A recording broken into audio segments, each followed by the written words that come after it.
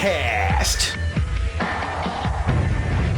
Presented by XFL2K.com. With your host, Tron Hawkins. Welcome to This is the XFL Podcast. I'm your host, Tron Hawkins, and this is the first episode of the new year. It is 2020, and it is XFL time. Can't believe it's finally here after 2 years of waiting, but here we are. This episode is going to be the last of my team previews. It is about the New York Guardians and the Seattle Dragons. And now, after this, it's time to look forward to the rulebook and training camps. Yeah.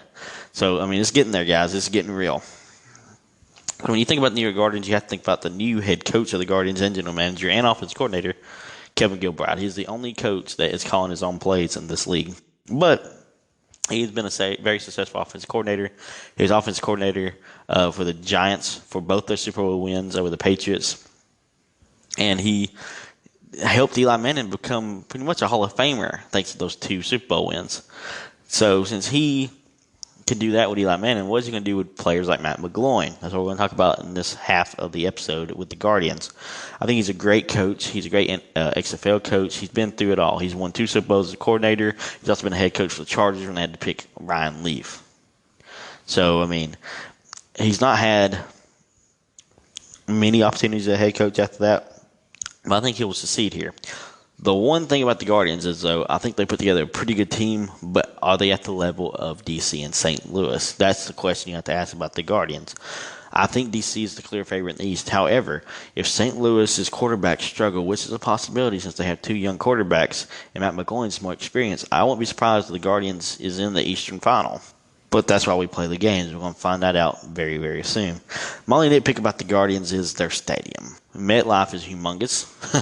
So it's going to look weird on TV, even though they're just selling out the lower bowl, having 20,000 people in an 80,000 seat stadium. But I feel a little bit better about it knowing that they're just going to do the lower bowl, because if they're going to try to sell out the whole thing, it'll look like a mess. I get why they're in New York, though. It's the biggest market in the United States. And they do love their football if they're winning. And that's going to be the key. Like the Jets and Giants were both awful this year, and they couldn't sell out even if their lives depended on it. So if the Guardians come out winning, I can see them getting 15 to 20,000 seats, filled for their games. Speaking of their games, let's talk about their schedule. The crazy thing about this schedule is, because you can tell that they're a big market team, they only play on ESPN one time. All the other games is either on Fox or ABC. Except for Week 10, it could be ABC or Fox Sports 1. So Week 1, they host the Tampa Bay Vipers on Fox. Week 2, they go to at DC and the Defenders on ABC. Week 3, they go at St. Louis, and St. Louis is home opener. The Dome's going to be rocking for that one. And you're going to tell a lot about the Guardians in these first 3 games. They're all division games. And if you look at it, though, Week 2, 3, 4, 5, and 6 is all tough games based on what we know roster-wise right now. At the Defenders, at the Battlehawks. They welcome L.A. to MetLife, at Dallas, and at Houston. I'm sorry. At Dallas, and then versus Houston in New York. Excuse me.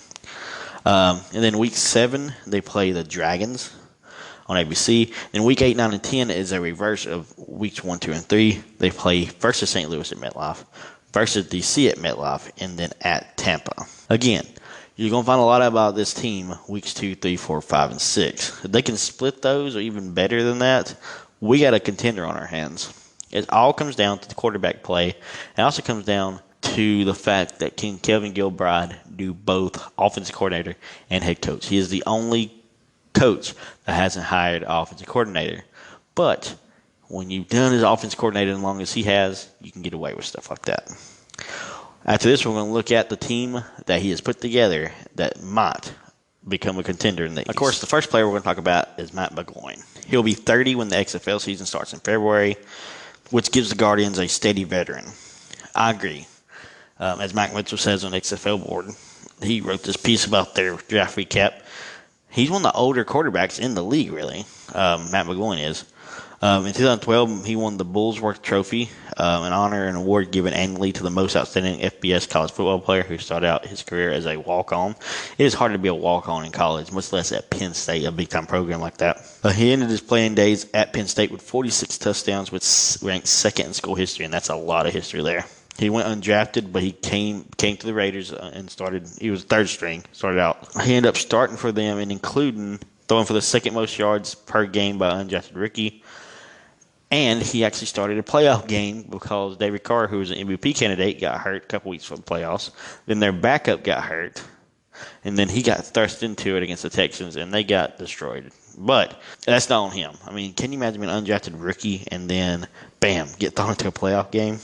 I mean, nobody could succeed under those circumstances, I don't think. It says Mcgloin held his own, but he was never cast as the lead actor, but always seemed to play his part well when called upon. It says Kevin Gilbride's offense will be a mix of his own experience and philosophies and that of his assistants, G.A. Magnus, quarterback's coach, and Mike Miller, wide receivers coach.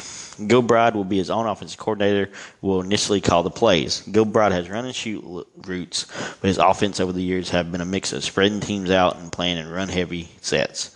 Mcgloin has the ability to adapt on the fly and improvise if need be, but he can also stay within the game plan if called upon. It's why teams trusted him to come out of the bullpen in the NFL. Mcgloin always seemed to operate his best when things broke down around him, which unfortunately was very often. Mcgloin's teammates in the draft will help dictate the offense that he operates within. Every one of the 70 players drafted has varying experience in the NFL. So Gilbride went very experience heavy. He wanted guys with NFL experience. That's why he probably put Mcgloin down as his QB1 that got assigned to him. Unlike most teams, not everybody had NFL experience on all these other teams. I mean, there's a bunch that did, but not everybody. So he made sure he got veterans that knew what it took to win football games. In phase one, he said the Guardians' strategy for their offensive skill players was a unique one and fit Kevin Gilbride's hybrid offensive style. New York attacked the wide receiver position early, picking up 4 wide receivers in the first 5 selections. And said, just in case you thought Gilbride was going to go back to his old run and shoot days. The second half of the draft, however, focused mostly on the ground game and a 2 tight end set with Bibbs and Tolbridge.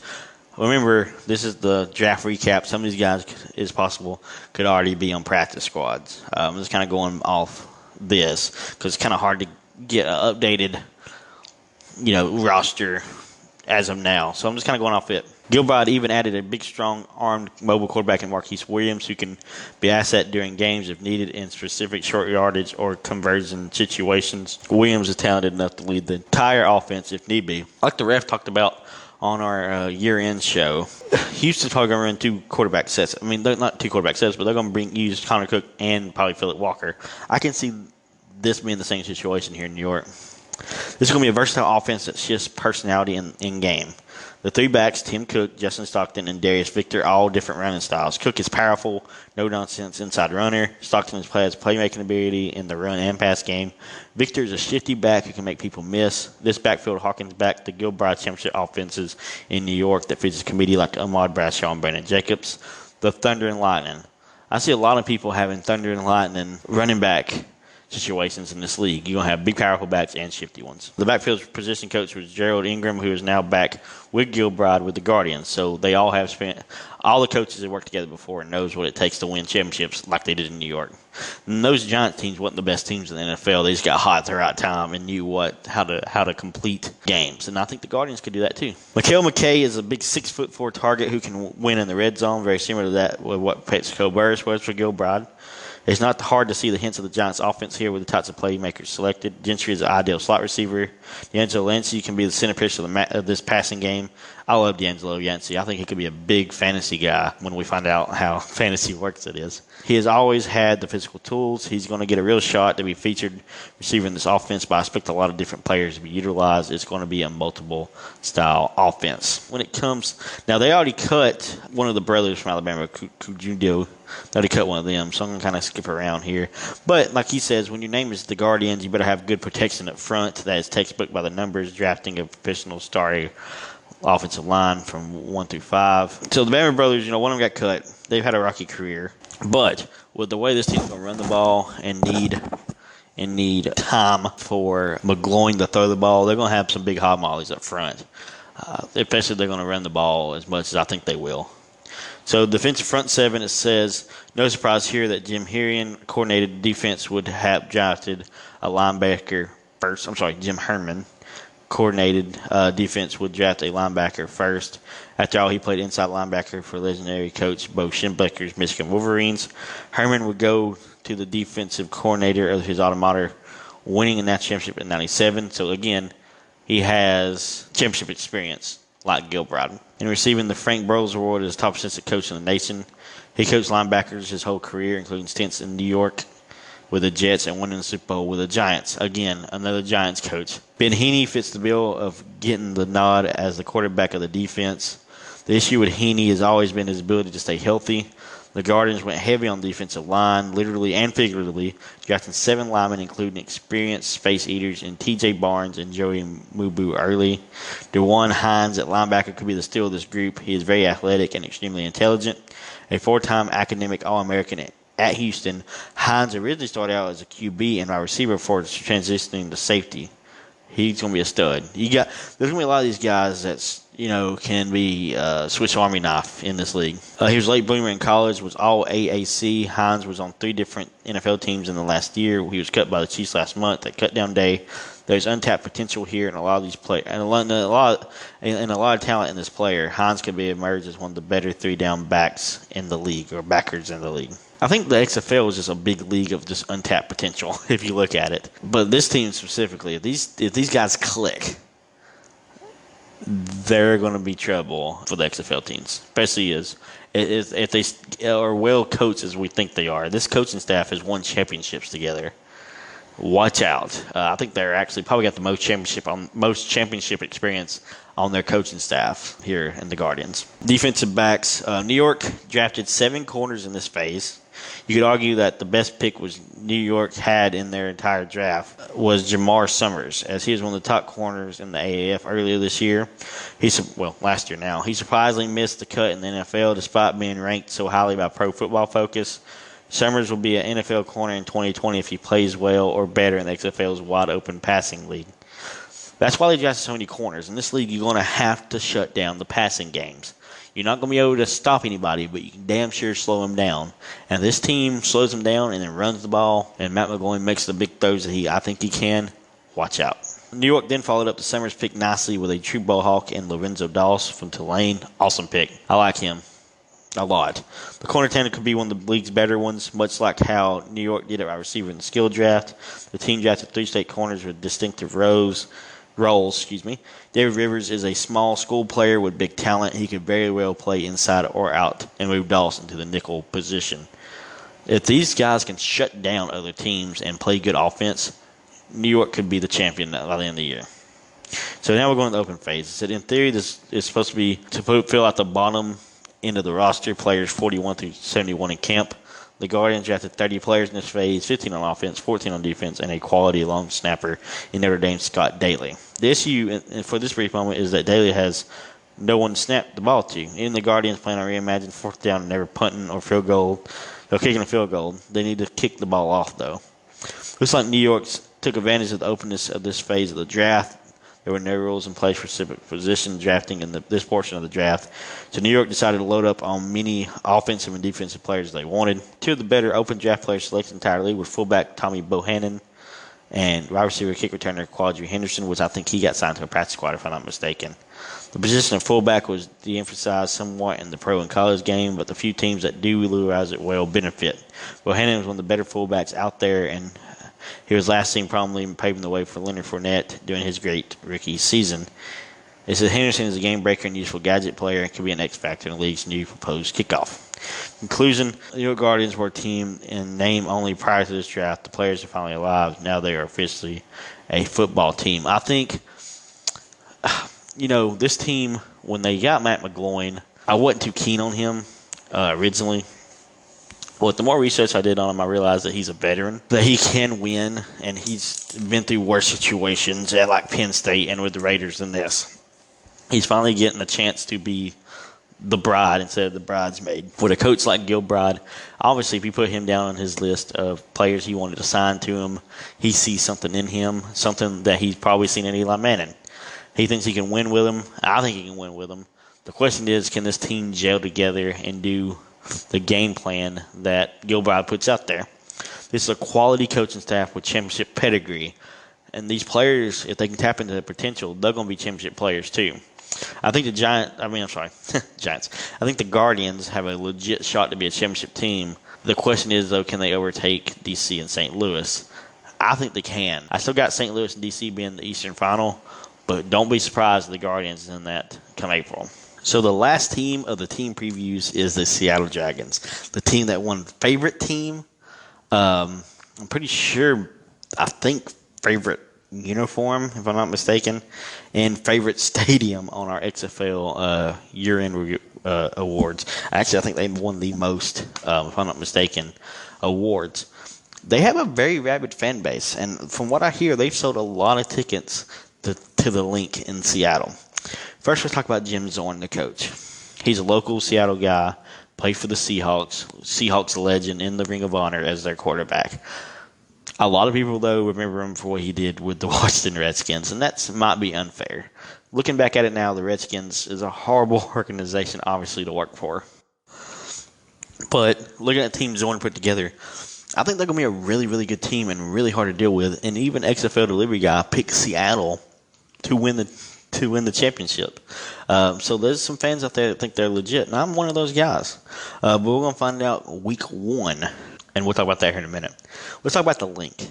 That's one of the loudest stadiums in the world, or the loudest stadium in the world. You get 20,000 people in that bowl getting loud and in people's faces, and Seattle's winning games like I think they can.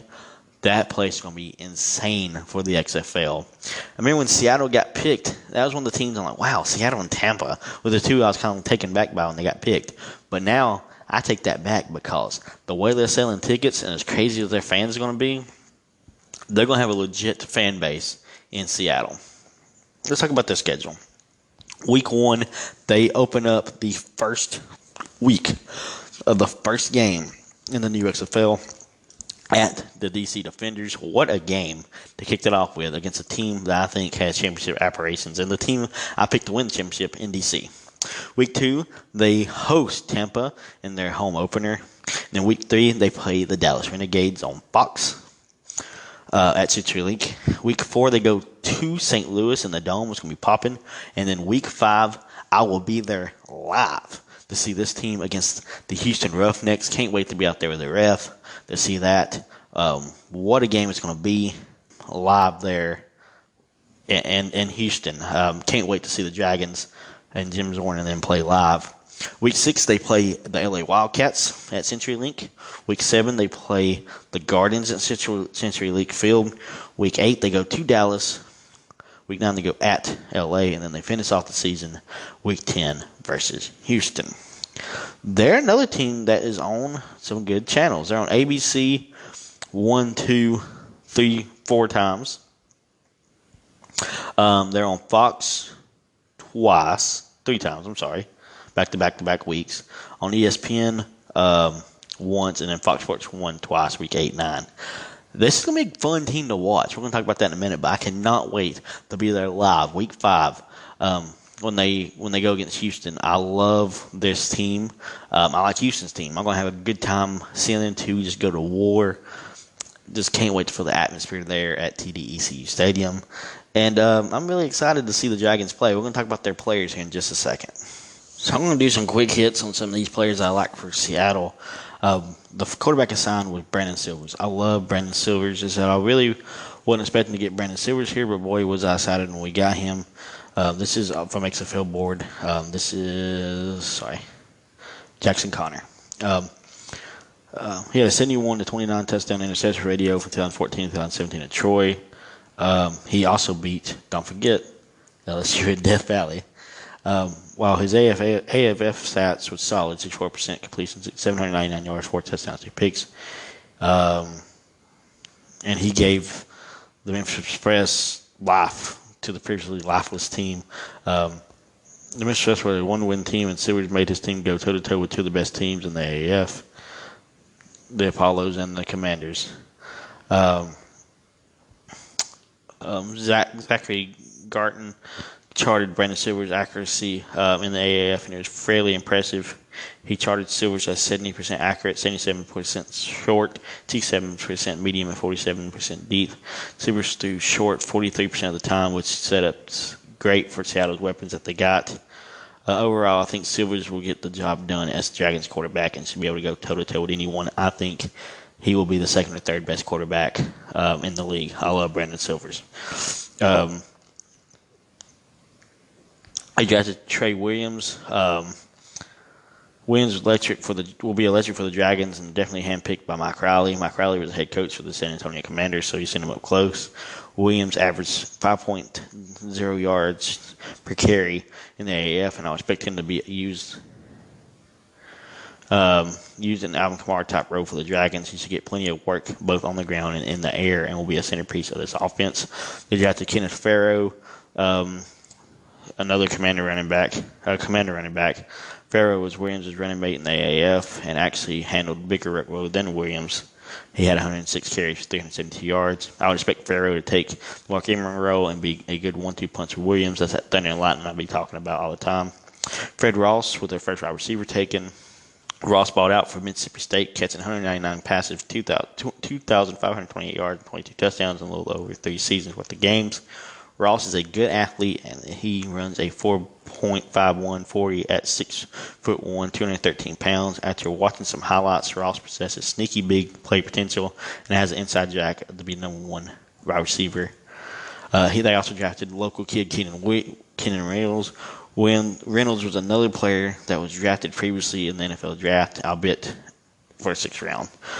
Reynolds briefly played for 3 NFL teams, with his hometown Seahawks being the most recent. Reynolds, who is a converted quarterback, projects to be the starting slot receiver for the Dragons, 5'9", 190 pounds. He'll be another target for Silvers over the middle. That short passing game that we were just talking about. Reynolds is a very slippery runner, and he could get an opportunity to be a return man if he's not a starting receiver, he'll be a guy that they will manufacture screens or end arounds for. Casey Williams, when they weren't picking Commanders, they were picking former Seahawk guys. Williams has bounced around to a few training camps, but he had most success in Seattle, where he flashed during the preseason. Williams has really good hands and showed his ability to make spectacular catches with the Hawks, but surprisingly was cut and could not stick anywhere. Casey will compete with Fred Ross to play out on the outside. It'll be interesting to see the circuit chances this kid can make. Overall, this team will be an advantage in the fact that 4 of these players are really familiar with Mike Riley's offense. They had some good players like Malachi Jones and some of them drafted, but they left. So did Jason Morrow. Farrow and Williams should be major contributors to this offense, but don't be surprised if a player from the open phase works in here. The rotation is wide receiver. The rotation for wide receiver is wide open. Ross and Williams are big-bodied outside receivers, and Reynolds will be a gadget top / slot player. The offense should be pretty balanced. We'll all come down to Brandon Silvers. I think this offense is in safe hands with Brandon Silvers. We're going to talk a little bit about phase 2 here. The first pick was Isaiah Battle. He was 5th round. He was drafted in the 5th round supplemental draft by the St. Louis Rams. He went on to play for 3 more teams before being waived by the Panthers in May. Battle should start the season as Dragons left tackle and should have big duty to keep Silvers' blind side clean. Denzel Boulware with their second pick. He's 6'3", 306 pounds. He originally played for the Tennessee Titans, but then transferred to Miami. Originally played for Tennessee, but then transferred to Miami with an 18th season. Boulware has the capability to play both guard and tackle, but is listed as a guard to start the season there. Dylan Day, the Mississippi State product, was their first center selected in round 3. Day went undrafted until the 2015 draft, but he did play for 5 NFL teams and won a Super Bowl with the Broncos. MyHopReport.com had this say about Day: intelligent with strong competitive streak, rarely busts on tape, and is assignment oriented. Good vision and anticipation of the twist and games up front. Can come off the block quickly to pick up twist or blitzer. Thick through the middle with good bubble. plays with desired toughness at the point of attack, and is a fighter in tight quarters. Not always pretty, but get guys blocked. Day is the favorite to start as center for the Dragons in February. Cyril Richardson, offensive guard. Richardson has the most NFL experience out of all these linemen so far. He was an All-American for Baylor in college and got drafted in the 5th round by the Buffalo Bills in 2014. Richardson started 4 games for them and signed with the Bears in 2016. Richardson is also the 5th San Antonio Commander on the roster as he played for under Mike Riley. Again, get guys that you're familiar with like New York did. Richardson is a powerful blocker and should move piles for the Dragons in the run game. Quintarius Etemon, a Herald recruit. Etemon played his college ball at Southern Florida and was a key cog in the offensive line that helped Marlon Mack, who's now starting quarterback for the Colts, run for 1,000 yards in 2014. Etemon signed as an undrafted free agent with the Raiders, where he saw limited action. Etemon also participated in the Spring League in 2018. Etemon will battle for the starting tackle job for the Dragons this winter. Michael Dunn, offensive tackle. The Maryland product was a versatile lineman for the AAF Birmingham Iron this past spring and got signed to the Dolphins shortly after it folded. Dunn played both guard and tackle for the Iron and was a top 10 run blocker in the AAF. He will battle for the starting job across the line and should end up contributing to the Dragons team. Some big dudes up front to be blocking for these great running backs. Kirk Barron, center. Barron was an undrafted free agent out of Purdue and has been on both the Dolphins and Bengals. Barron is explosive. He ran a 5'9" and can dunk a basketball, but was not able to be given a true shot yet. The athletic center will get his shot to prove himself with the Dragons and will hope to lock down an interior line spot. Jordan Rose is a Spokane native, played for University of Idaho and was Sunbelt honorable mention his senior year. He's 6'6", 315 pounds. He'll battle for position of O-line with some of the other later round picks. Robert Myers was a 5th-round pick in the 2015 draft by the Ravens. He played for 3 more teams over the next 2 years and played for Memphis Express. Scouting report and Bush Report said that Robert Myers is a solid technician. Myers wins with footwork and toughness in the trenches and in space. Then finally, Craig McCordle, offensive guard. He's 6'5", 290-pound lineman. Played 30 career games at Cal University of Pennsylvania. That's weird. McCordle was extremely productive in college as he anchored a really good O-line and earned first-team all-conference honors his last 2 years. He'll have to battle for a roster spot, but has versatility, which should help him. Before I record this next segment on the defensive front 7 phase for the Dragons, I want to say that I messed up. It was actually J-Dash who picked Seattle to win the championship, not XFL delivery guy. So shout out to J-Dash for on a year-end review show. He picked Seattle to win. I thought that shocked me. I'm sure it shocked a lot of y'all when he picked them. So with that out of the way, let's look at round 1 of phase 3, the defensive front 7 draft for Seattle, and Stanley Mapanga. Gosh, some of these guys have crazy names. The 28-year-old edge rusher from TCU was drafted in the 5th round by the Atlanta Falcons in the 2013 draft. Mapanga went on to play for 3 other NFL teams before getting drafted by the Dragons. A scouting report by West Duvet, a Bleacher Report, said this about Mapanga: despite being somewhat undersized, he plays with power. He can be seen driving offensive linemen backwards, and he has rarely overpowered himself. Mapanga's pass rush repertoire includes a variety of moves to get to the quarterback. Though only 6'2", Mapanga has long arms and strong, active hands that show up in both the run and pass games. Being their first selection, the Dragons probably intend to make Mapanga one of their primary pass rushers. So you can't fault the Dragons for picking somebody that has NFL experience like he has. Nick Temple was their second pick. The Bearcat linebacker is another former Commander player as the Dragons keep loading up on four-year bases from Mike Riley. Temple is a shorter 5'10" linebacker, but he has extremely productive at Cincinnati. He bounced around between the NFL and CFL, playing with the Commanders and the AAF. While he may be smaller, Dragons fans will love Temple as he will fly from sideline to sideline and be the captain of this Dragons defense. Will Sutton was the 3rd pick. Huge guy. Sutton was 3-star defensive tackle coming out of high school and committed to Arizona State.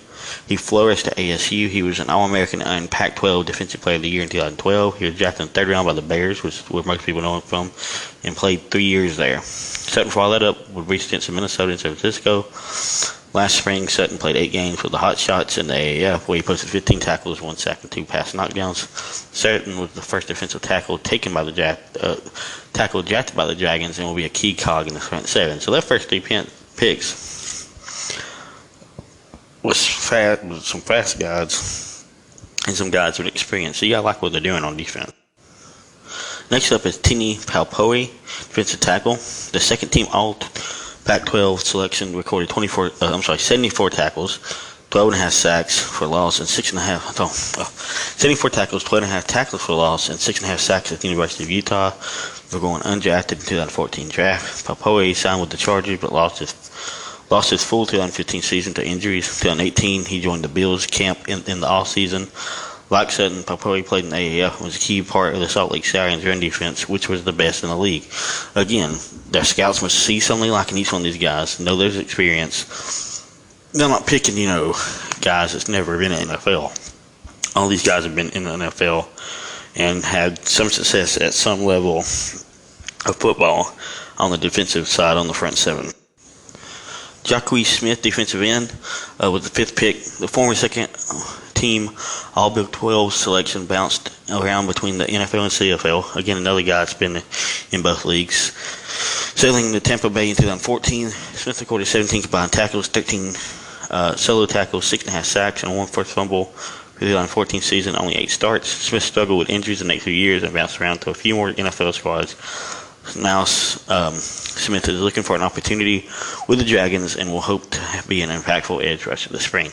None of this league is second chances for a guy that's been in trouble, but also second chances for guys that can't stay healthy, and he's one of these guys.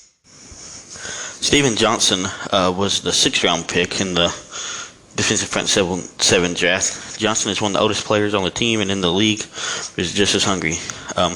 Johnson had no college offers coming out of high school, so he enrolled in Wyoming Seminary.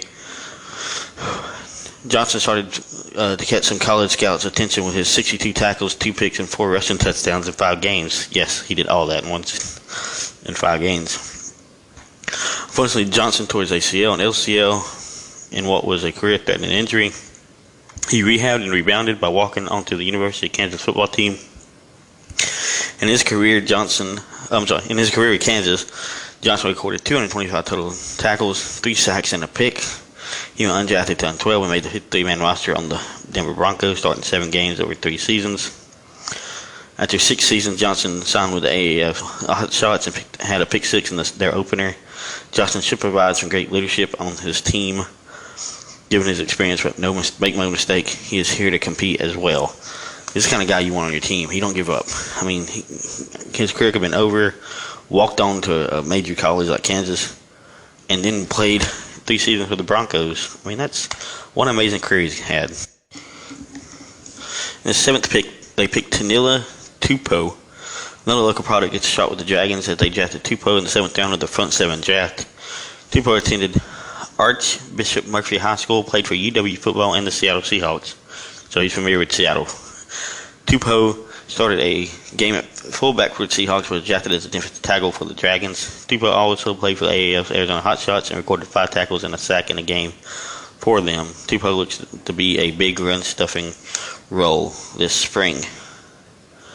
Again, another guy with NFL and AAF experience on his team. Coach Zorn is an offensive-minded coach, so I'm sure he's like, look, to his defensive coaches and scouts, just get me guys that know how to play defense, and I'll do the rest on offense. I'm pretty sure that's what they did, if I'm being honest. These guys have some crazy names. Danny Kizu Wa was an honorable mention All Big Ten linebacker and defensive end for Purdue, and signed to the Eagles as an undrafted free agent. He saw action in the preseason for the Eagles, but could not stick there long term. He did not receive a combine invitation, but still posted impressive numbers at his pro day. He ran a 4.68 40-yard dash, posted 26 reps on the bench press, and had 31 inches on his vertical and 117 inches on his broad jump. He has a real chance to be a solid pass rusher for this team. Passanoi Tassini was the next to last pick in this round. The 6'3", 307-pound DT from Utah was selected with the 9th pick in the front 7 draft by Seattle Dragons. He recorded 35 tackles, 1.5 sacks, and 2 forced fumbles, and 6 pass breakups in college. He spent time between the Cardinals practice squad and active roster for 2 years, and now looks to make an impact on imposing teams' run games come February. Again, NFL experience was important in this draft. And finally, Praise Martin Ajukak. He was born in Abia State, Nigeria, and moved to New Jersey at age 10. He went on to play college football at Temple. He recorded 124 tackles, 20 sacks, 12 forced fumbles, and 4 fumble recoveries, and 6 blocked field goals and an interception. He spent the 2018 summer with the Miami Dolphins and the 2017 summer with the Cardinals. He'll hopefully be a part of the Dragons' pass rush rotation. Again, they did fantastic with the pass rushes, I think, in this part of the draft. So next, I'm going to be talking about a couple of the defensive guys that the Dragons got on the back end. I ain't going to talk about everybody. I'm just going to talk about the guys that got spotlighted on the XFL draft page. Some really good names, especially the first one y'all are going to know about. The first guy in the defensive backfield is Chris Davis. In case you wonder where you heard that name before, he is the man who did the pick six. He's notorious for the kick six return touchdown in Auburn. He spent 2 seasons with the Chargers, primarily as a returner, obviously, and special teamer. He plays a tough and physical brand of football and has the strength to beat up receivers at the line. He shows good zone awareness and then coverage and offers return versatility. He's one of the Swiss Army knives I've been talking about. He is going to do kick returns, punt returns, and probably play some defense. I think he's awesome and worth the first-round pick. Kentrell Bryce was a 4-year contributor at Louisiana Tech. He went undrafted but played in 36 NFL games with the Packers, including 14 starts. He has good size and explosive tackler. He can play from single high, where he displays very good reaction quickness. All these guys are experienced and are winners, if you haven't noticed yet. Steve Williams, cornerback, California. He was a 5th-round pick by the Chargers in 2013. He played 33 games in the NFL and was most recently a regular contributor in the AAF. He is a very good athlete with outstanding movement skills. He closes on the ball very quickly. He can play inside or outside. Jordan Martin, for Syracuse. He's a former college cornerback and safety. He had a tryout with the Jets before earning a role as a starter in the AAF. He has a good height, weight, speed combination. He has extensive experience playing single high coverage and can bring hit power as a downhill run defender. Finally, we have Sterling Moore, cornerback from SMU. He carved his 7-year NFL career after going undrafted. He played in 82 games, including 7 playoff games, and was member of the 2011 AFC Championship Patriots team. He offers a versatility lineup inside, outside, or as a hang defender. He is a smart player and flashes outstanding ball skills. So that's all for the Dragons. I think they have a good team. They have a very good defense, especially the front seven, and a couple of guys in the back end. They got good offense with the running game and Brandon Silvers and some of the wide receivers they have, and Jim Zorn leading the team. The thing about both these teams, the Guardians and the Dragons, are they're both kind of sleeper teams. I don't think anybody's picking them, and that's good. You know, when people sleep on you, you can kind of strike out of nowhere. So these are two teams that's going to be in the fight, I think, for maybe a 2 seed in their respective divisions. But watch out for both these teams, especially with their quarterbacks and their respective coaches. They know what they're doing. They got 2 good quarterbacks and 2 good coaches for each of these teams have a good one of each. So they're sleeper picks for sure. Thank you for joining me on this episode. Training camp is now officially underway. Can't wait to talk about that. We're going to talk about the rules next episode. I'm going to be the first ever live and unedited version of this podcast. I say live. It's going to be live to tape. I'm going to record it the night the rules come out and then release it instantly. It's going to be a wonderful episode. Cannot wait to break down the rules. Check us out on XFL Podcast on Twitter and on Facebook. Check out XFL Newsroom on YouTube. Join our Discord. Check out the year-end video we did with J-Dash, XFL delivery guy, and the ref from XFL Newsroom. Thank you. Happy New Year. Happy 2020. And we're getting closer and closer to kickoff.